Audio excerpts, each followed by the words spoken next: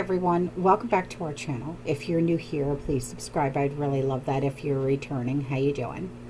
What we're going to be talking about today is something that I saw in a clip, a video, and when I watched it, I was like, oh my god, it was one of those, and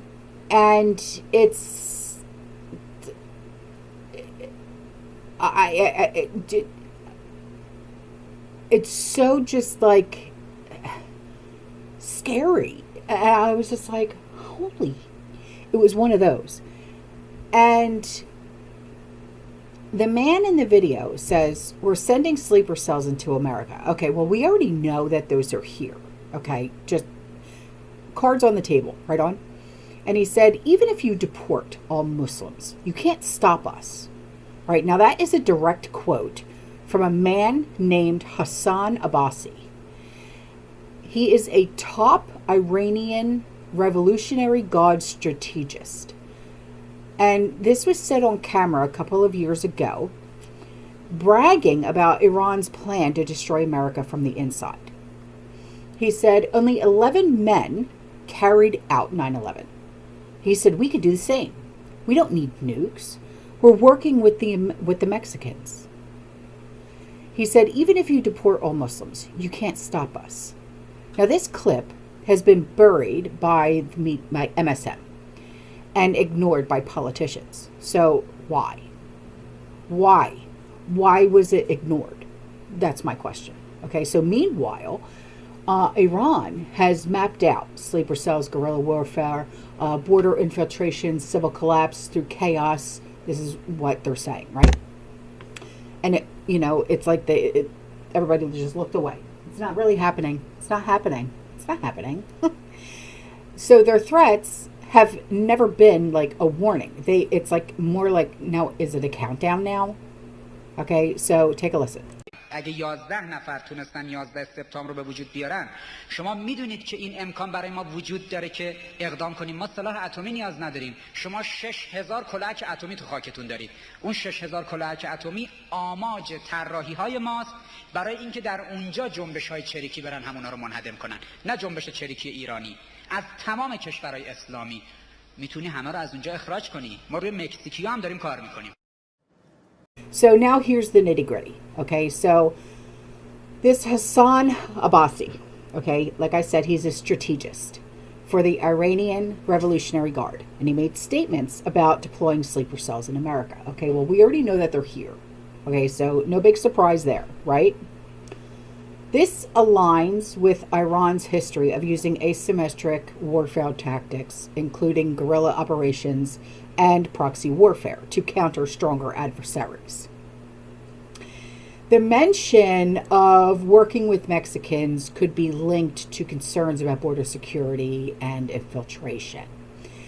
This is a topic that has been part of like a broader discussion on national security, especially in the context of ongoing tensions between Iran and the Western nations. So Iran's strategy of sleeper cells and guerrilla warfare is part of a larger pattern of asymmetric warfare. And as it's been seen in historical conflicts like the Iran-Iraq War, where infiltration and unconventional tactics were employed. So the urgency of the threat, as described as like a countdown, okay, resonates with recent alarms that were raised by security experts about potential Iranian sleeper cell activations in Western nations, right? Because I had talked about this before, when they said that, they agreed to a ceasefire and this, that, and the other, and I said, no, that's not going to happen. And then, son of a gun, they didn't abide by the ceasefire. And I said, when they had said about the ceasefire, I said, are the sleeper cells going to be activated now? Okay. And then both Israel and Iran decided, they weren't going to abide by the ceasefire and stuff like that, right?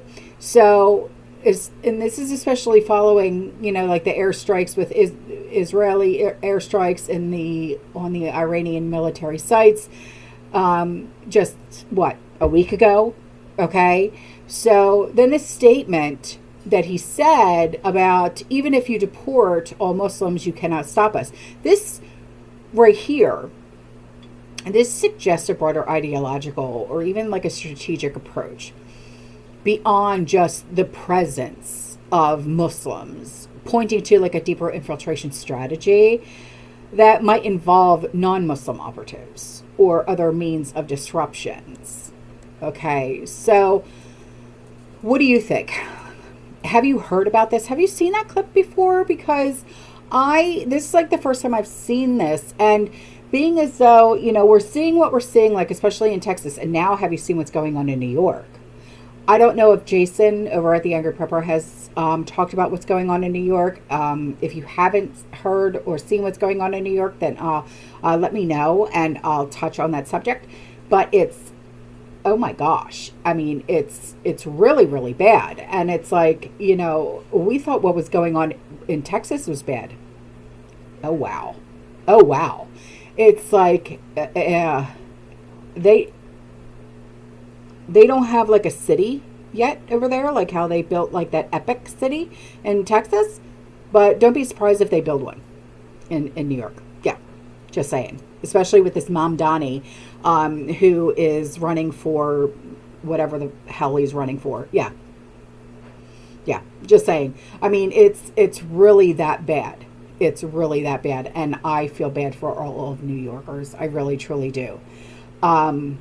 You guys who live in New York, not for nothing, get out now while you still can. I mean, I know that, it's easier said than done. Yeah, I know, I get it. But if you don't want to be living under Sharia law, no kidding, get the hell out. I'm not joking, because it's getting just as bad as it is in Texas. If not, it's going to get even worse. Yeah, at least they have Governor Abbott in Texas who can squash at least half, but New York is all blue. You know what I mean? So anyway, all right, I'm out of here. I will see you guys in the next one, okay? You stay safe, you stay positive, you keep prepping, and as always, fearless and God bless. Ciao.